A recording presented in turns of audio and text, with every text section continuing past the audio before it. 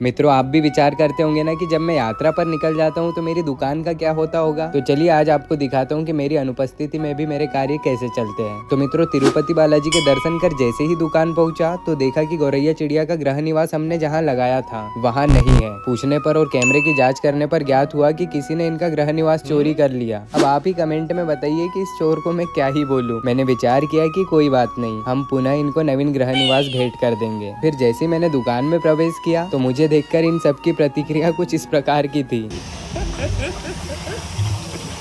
Video क्या बना? वैसे देख रहे हो मित्रों, जब मैं दुकान पर नहीं होता हूँ तब भी मेरी दुकान ऐसी ही चलती रहती है। इसका कारण है व्यवसाय का बल। मित्रों, जब मैं नौकरी करता था ना तब मैं अगर एक दिन की भी छुट्टी लेता था तब मेरा वेतन कट जाता था। किंतु अब जब मैं व्यवसाय करने लगा हूँ तो मैं रहूँ या न रहूँ मेरी कमाई होती रहती है। तो मित्रों, जब मैं दुकान पर नहीं रहता हूँ तब मेरे अनुज और मित्र दुकान की पूरी जिम्मेदारी संभालते हैं और अब जब मैं वापस आ गया हूँ तो इन्हें सहयोग करने में लग जाता हूँ, क्योंकि अब मुझ में यात्रा की थकान नहीं अपितु सकारात्मक ऊर्जा थी। तो इसी ऊर्जा के साथ मैं सभी को पत्राण का संग्रह चयन कराने में व्यस्त हो जाता हूँ। और आज दिन भर की व्यस्तता इतनी रही कि भान ही नहीं हुआ कि कब संध्या हो गई। और संध्या होते ही मुझे स्मरण हुआ कि मुझे अपनी नई दुकान पर भी तो जाना था, जहाँ हम एक और नवीन व्यवसाय आरंभ करने वाले हैं। तो अब प्रश्न यह है कि हमारा नवीन व्यवसाय क्या होने वाला है और हम वहाँ कौन कौन सी सुविधाएं प्रदान करने वाले हैं। तो बताते हैं अगले जीवांत चलचित्र में। तब तक के लिए जय श्री महाकाल।